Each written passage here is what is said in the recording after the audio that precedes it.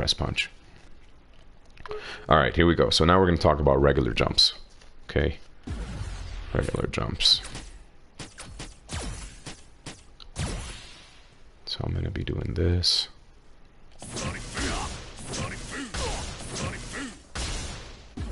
Okay. Just set it up like that. And then... maybe something like this.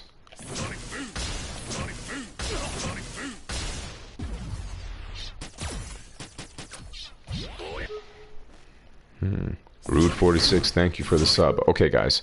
So, regular jump-ins. Now, again, the disclaimer. You're not jumping just to jump. Only random times, only sometimes you jump just to jump because you cracked. But that's okay because we all crack. Your regular jump. So I wrote 3 bullet points for your regular jumps. Your regular jumping, and by that I mean from right here, not the cross-up jump. Something like that. So the 3 bullet points for this is you're dealing with getting zoned. So fireballs or long buttons. And number 2 is when you zone with your fireballs or buttons. Or number 3, it's very dangerous to jump here, so be careful of the amount of times that you try to jump. Those are the 3 bullet points of regular jumping, I should say. Okay, so to deal with getting zoned, well, there's 2 ways, right? You're either getting zoned by a button or a fireball. We're using Guile as an example here. So since Guile's our example, we're going to be dealing with fireballs. Alright, that regular jump in. Sorry. The regular jump in. You block the fireball and then you try to jump in right afterwards. Something like that, right? So why this is going to work is because your opponent is focused on his zoning game. Your opponent is focused on the zoning. Your opponent has a very strong fireball game. And the fireballs that I'm throwing right now are not clever Guile fireballs. I'm just throwing fireballs to display it. But he has a very strong fireball game. And you have to eventually make that guess. You have to eventually take that risk of jumping in. And even then, that was a bad timing. And even then, I could have gotten flash kicked. So the regular jump over these fireballs must be done. Even though they're risky, you have to give the fireball thrower something to think about. Because if you just do this, you're not giving him anything to think about. If you are not jumping at all, you are just blocking this and racking up chip, the Guile player is just going to feel much more confident with throwing his sonic booms and annoying you with his buttons and then going back to the sonic booms. You're not really showing him anything here. You're just blocking it, okay? There's no need for me to do anything else. However, if you randomly get him with that, just that one jump in,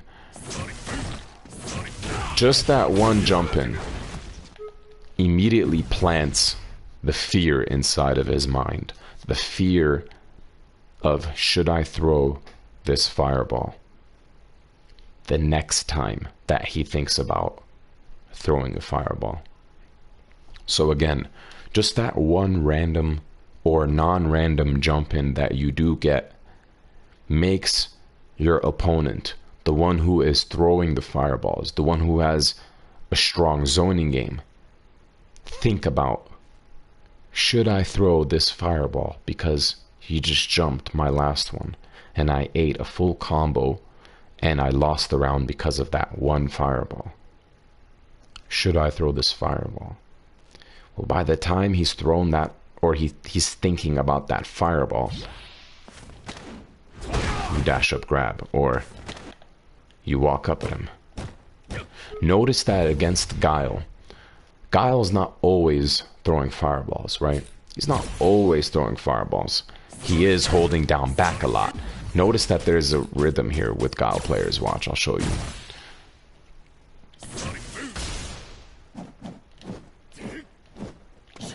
Oops, apologies, let me show that one more time.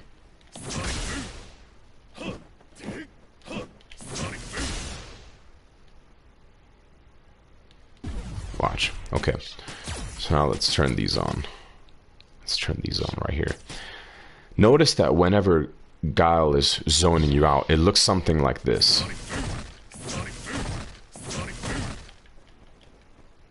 Watch. We turned both of those on. We don't know what exactly he's going to do. It seems like he's only doing that one, though. 1 second. Did I turn it on? Yeah, I did. Alright, sorry.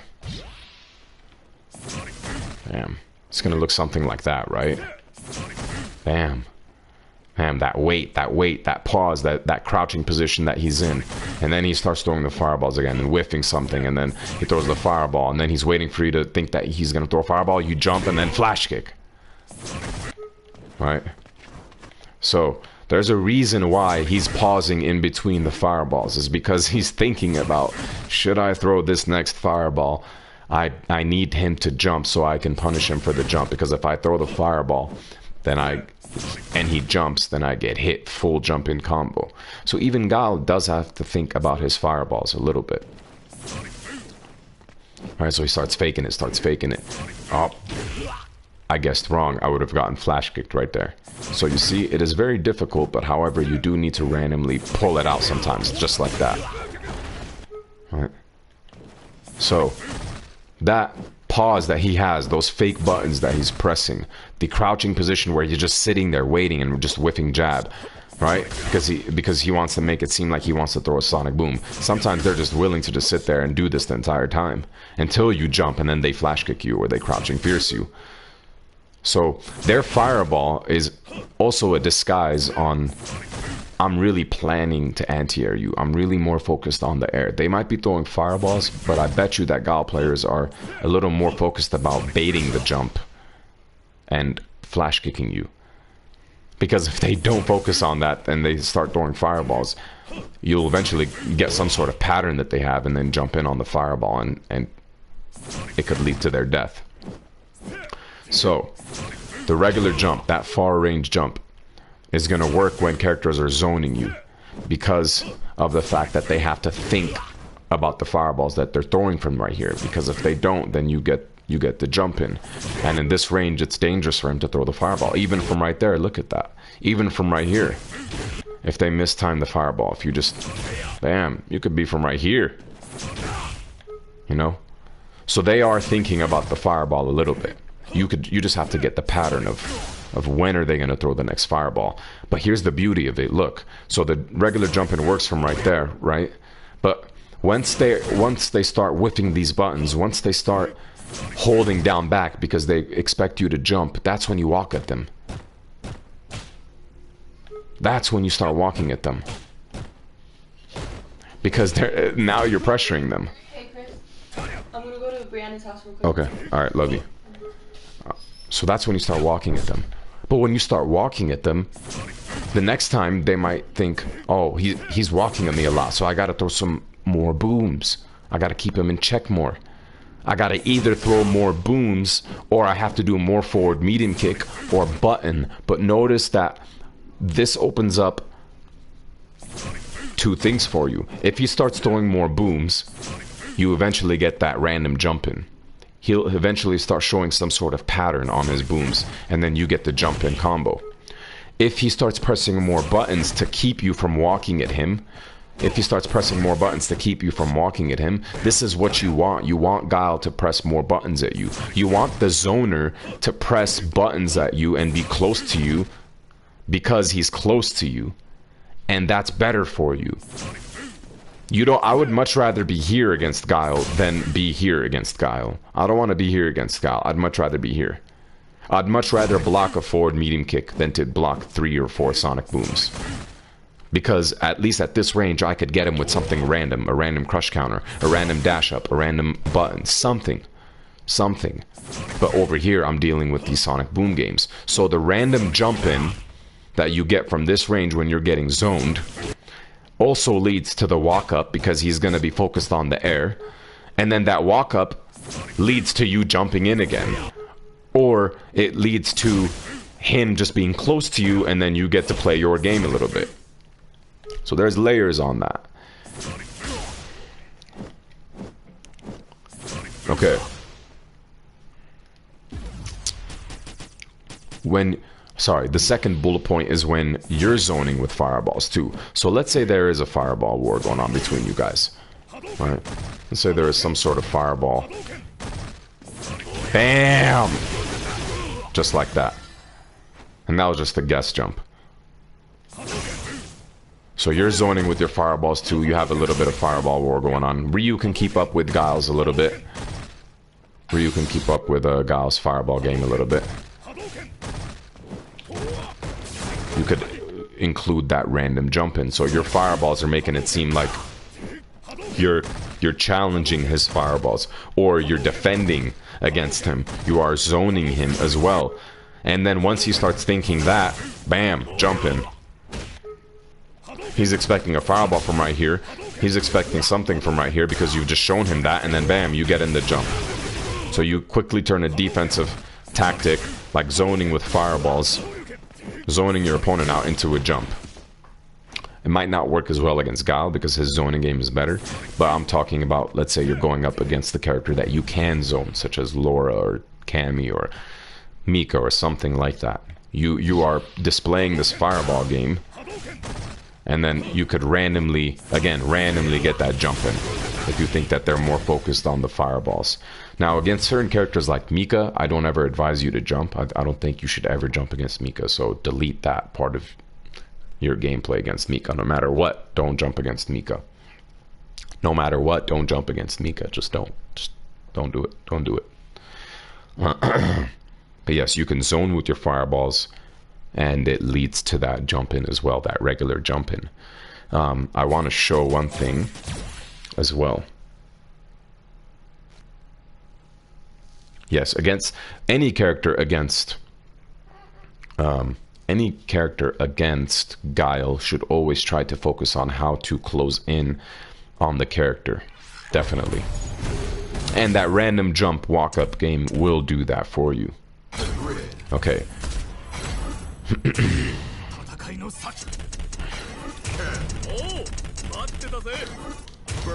So I want to display something real quick. So this is part of dealing with getting zoned, but this is button zoning. This is when you're getting zoned by very, very far buttons. Abigail is a good example of this. Birdie is a good example of this. Another character with very far buttons. Maybe Karen, I'm not sure, but those big body characters, or somebody that just has a very annoying long button. Chun, something that looks like this. Man, that button right there, what an annoying button. What an annoying button. Okay, here we go. So you're playing against Birdie, and look at how far this shit goes. Look at how far it goes. Look at that. That's one button. Right? And you can't really throw fireballs from right here because he's holding on to one button and he could just bullhorn you. So you can't really fireball from right here. And if he does that fierce punch right there, you're getting clipped.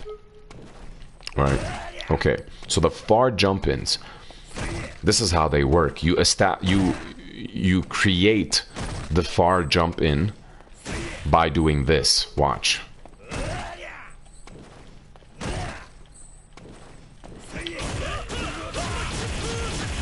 Again, dance in the range, dance in the range, dance in the range, dance in the range, dance in the range. Get in and out of that range, get in and out of that range. Oh, okay, that's when you're pressing it. It seems like when I'm over here, that's when you're pressing it, right? Okay, so I'm over here, you press it again, bam. Man, just like that, just like that. You're dancing in and out of that range. Like, go ahead, press that button. Go ahead, press that button. So, moral of the story. You're going to be dancing in and out of their furthest button range. There's a common theme with Street Fighter and dancing in and out of their furthest button range. There's a lot of things that you can do with it. But for this case, we're talking about the far jump. If you watch my match against Mena at Game Over, it was the winners finals, I believe. Or right before winners finals. It was my first match in top 8. I jumped in on Mena so many times. I did not let him get away with these buttons because he might have pressed it once or twice, but I spaced my jumps perfectly to where if he does press it, I hit him. And also, because I did it a couple of times, he's so focused on the jump. He's so focused on that jump in that he's just gonna crouch and strong it. That's when I dash up grab. That's when I press my roundhouses and all of that. So you're establishing the jump. You're creating the jump by going in and out of that range. You're seeing, you're paying attention. When are you, birdie player, pressing this button? When are you pressing this button? Seems like when I'm in this range of your button. Okay. Alright, let's just try to test that a little bit more. Let's see how many times you're going to press this button when I'm in that range. Because is he going to actually press it that many times? Is he going to press this button like over and over again? No, he's probably going to press it once. And then you could even just walk up at him right afterwards. What exactly is he doing after he presses this button? Or right before he presses this button? Paying attention to all of those things. But once you have the pattern, once you understand when, where you are that he's pressing the button, because look, you could even be right here and the guy's pressing the button. You might be thinking, damn bro, are you okay? Something wrong with you? Or are you really just whiffing that button right there? But look, it's very hard to whiff punish unless you use a jab. But wow, you got a jab. You know, it doesn't really phase him. But damn, this guy's just going ham. You're just pressing buttons at me like that. Oh, I can just easily jump in on you. What are you doing? But notice that that's going to work when he starts pressing that button. And what's going to get him to press that button? By you being aggressive a little bit, but also with a defensive mindset. I'm going to walk in this range, make you think that I'm going to try to pressure you. But nah, I'm just really getting a pattern on you. I'm fine chilling here. Cool. Let me eat up a little bit of great damage. I'll walk back a little bit, see what exactly you're doing. What are you doing? I don't know. Let's go back in that range. Oh, it seems like you're pressing at the same time again. Bam. Bam. Just like that. Again, everything that I'm saying, it doesn't mean that the birdie player is going to literally just be pressing that button. He's going to be mixing it up. However, he's going to be mixing it up, which is why I tell you from the start of this, don't rely on the jump. What you want more than the jump is the solid ground game. You don't want to rely on the jump. You want the solid ground game. The jump comes when all Hail Mary, when you Hail Mary it. But it also comes from the read that you're trying to get from it. You're trying to get the read of when he's going to press the button so you jump properly. And with that, yeah, so it's very dangerous for you to jump here. Because if he doesn't do anything, then you're just gonna get anti-aired. It's not a good idea. Not a good idea to be jumping in the first place. Alright. So let's say Alright. Oops. Oh, I gotta time that a little better. Like that. Bam, like that. You know. So it's very dangerous for you to jump in that range as well. Jumping is just dangerous. So you have to get the download on when is it that my opponent's pressing that very far button. When is it that my opponent is zoning me out with the fireball? Where exactly am I positioned for him to want to throw the fireball? Or is he just throwing them? Then you get your jump started. It's the tendencies. Yeah, that's gonna do it for the regular jump. So